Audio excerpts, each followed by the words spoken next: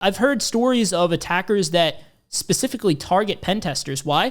Because they usually have the most vulnerable tools on their system, and they usually have the most sensitive information on other apps. If you use CTF sites such as TryHackMe or HacktheBox in the wrong way, you could actually be opening up your system to attack. Now, fortunately, the fix for this is very simple and will greatly reduce the chance that this is even a possibility. Now, not adhering to this advice could potentially cost you hundreds, or in the worst case, even thousands of dollars, especially if you hold any kind of cryptocurrency or anything on your computer. But even if you don't, I'm sure everyone here is familiar with just how devastating remote code execution can be.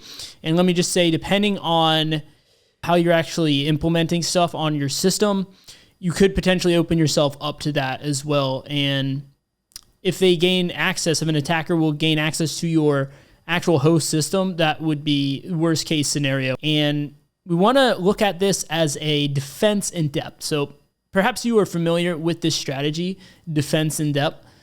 And if you're not, it's a good idea to familiarize yourself with it as someone pursuing cybersecurity. Basically what it means is a layered security model. So even if there's a vulnerability in one area, there's another security control in place that can limit what an attacker is able to do with that vulnerability. Now, one very simple example we can use to illustrate this is, suppose you have a web application and it is vulnerable to something like template injection, or basically something that typically would lead to remote code execution, but instead you have some kind of extra layer of security on the back end saying that, the data should only be like 8 characters long or something like that, or with no spaces, and you have all these strict criteria because what valid data is supposed to look like. That could be an example, and you implement that. That could be an example of an extra layer of security. Now, let's say that the developers did a really bad job of actually validating the data beyond that character limit. Now, that could typically open it up to remote code execution, but because of that character limit, you might be able to prevent remote code execution from being possible, or greatly limit what an attacker can do with that. Now, a more advanced explanation could be, cross-site scripting, right? You might have cross-site scripting on a website, but because you're using the HTTP only cookie on your session cookies, now suddenly those cookies are not readable through JavaScript, and that extra security layer end up saving you from what would have been a pretty devastating vulnerability. So those are some examples that really illustrate the point of defense in depth. And for the remote code execution example that I gave there, now there might be some bypasses to that too, so keep that in mind, right? There might be ways to encode your payload, make it super short, and still be able to execute it. So yeah, just take some of that with a grain of salt, but in general, the principle remains the same. If you have a defense in depth strategy, you are much more secure and you're able to account for more scenarios than if you didn't. Maybe you have this extra layer of security, and down the line, some developer adds a new functionality in, and that has a vulnerability in it. But because you have this other layer, you're able to limit the damage done. That's very important when it comes to security overall. Now, how does this apply to TryHackMe and all of that stuff? Well, basically, one mistake that I see a lot of people make is especially people that are beginners, when they learn about Kali Linux and VMs and stuff like that, they start thinking like, okay, well, how can I run Kali Linux as my host operating system? Or maybe they are working off Mac OS or Ubuntu or something like that even, and they connect directly on their host operating system to these CTF sites. So the reason that is super dangerous is that what a VPN is essentially, it's as if you are directly connecting to the network of TryHackMe and HacktheBox and all of that stuff. So if you think about, your router in your home network, it's almost like you are connecting to the home network of a bunch of hackers, right? Because everyone on these sites knows how to hack, or they're learning how to hack, right? That's the whole point of them. And so, although it is against the terms of service on all of these sites for them to start running Nmap scans on other clients, other users on the network, it's still something that's possible. I mean, I mean, heck, shooting someone, that's also not allowed, but, people are shooting each other all the time. So just keep that in mind, that even though this is against the terms of service, it's still well within the capabilities of anyone to do this. And let me make this a little bit more tangible. I don't want to speak completely abstractly about this, just to really drive the point home. As you guys are probably familiar with, here's one example of how you can really put yourself at risk. You might be familiar with web servers that we use all the time to host files. When we do file transfers and stuff like that, maybe you're like me, you prefer to use the Python web server. Now that web server is accessible to anyone on that network, anyone else connected to the same VPN as you, and that they know, that knows your IP address. And if they don't know your IP, well, what do we do as hackers all the time? We use Nmap.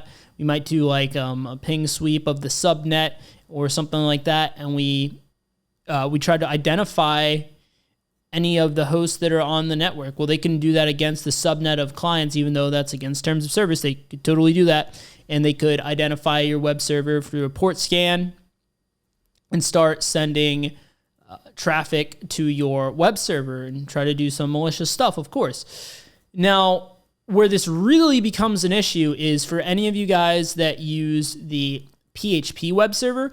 And I'm not referring to the Apache 2 web server, but I'm actually referring to, there's a built-in web server that you can run through a PHP command.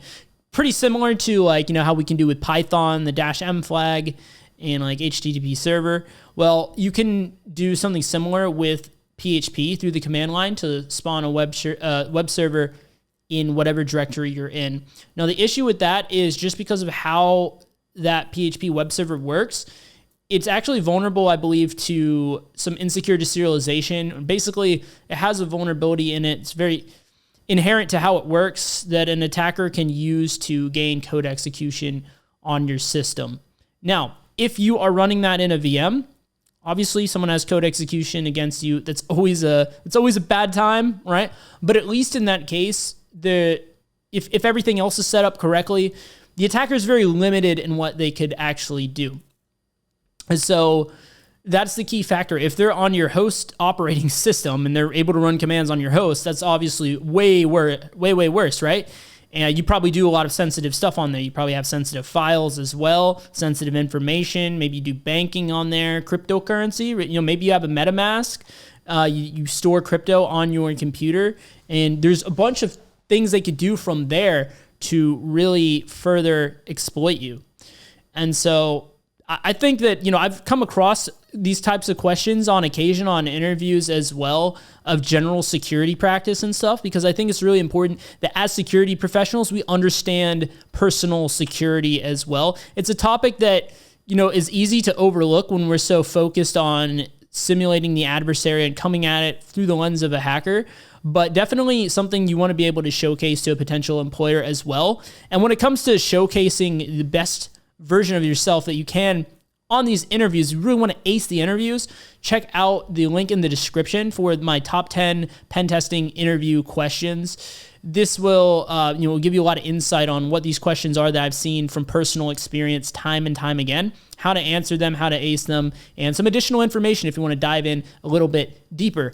Now, when it comes to what are some additional security measures you can put in place if you really want to make sure that in the event something like this happens to you, because that was just one such example with the web server thing. Think about how many tools we use as an attacker, and if any of those are even vulnerable, and heck, maybe it's a 0 day, it's something that we don't even, as the public, we don't even know about, but these malicious hackers, they know about, and they're like, there's this 0 day and this very popular security tool, and I want to exploit someone, so where am I going to go? I'm going to go where there's likely to be a high volume of people using that tool. I'm going to go onto one of these CTF sites like TryHackMe, or, because a lot of times, like as hackers, we're so focused on hacking, we don't think about the potential of us getting hacked ourselves. But I've heard stories of attackers that specifically target pen testers. Why? Because they usually have the most vulnerable tools on their system, and they usually have the most sensitive information on other apps. Think about how many apps we test on the job, right? We have sensitive data on all kinds of apps within our organization, so we become a very prime target as well. And, probably we're not using our work system on TryHackMe, but we might be. You know, I know that like, you know, my company, we have licenses to some of these CTF platforms, and, you know, I'm sure there's a lot of times where people are using their own host system on those. So just keep that in mind in that security risk. But if you really want to add that extra layer of security to your VM, what you can do is you can disable the bi-directional sharing, like the clipboard and stuff like that. It's going to make it more annoying. Personally, I don't go to this extent myself. I like to have the trade-off of that. I'm willing to accept the trade-off. I like to have the copy-paste functionality between my host VM and my host system and my VM, right? Now, an additional thing that you probably want to do if you're really serious about this is to not use shared folders. Again, a lot of times I do use shared folders when I need to. Even if you want to use it, right, you can just disable it afterwards because that is one way that they can pivot potentially from access code execution on your VM to getting onto your host operating system is if they're able to upload a malicious file on your share that's going to, you know, then go to your host OS, there's a chance that they could use that somehow to pivot. So just keep in mind those attack vectors. And like always, the more functionality you like to have, you got to think about the security implications of it. Even if you don't get super paranoid about this or anything, it's still important to understand what the potential areas are that you're opening yourself up to from a security perspective and start training yourself to think in that security-minded manner. It's going to help you deliver more value on the job as well as keeping you more secure. Now, if some of that VPN stuff that I mentioned in this video went a little bit over your head, you want to get a little bit additional clarification on like, okay, what is a VM and how does all that stuff work? Definitely check out the video on the screen right now. Do you need a VPN? A hacker's opinion.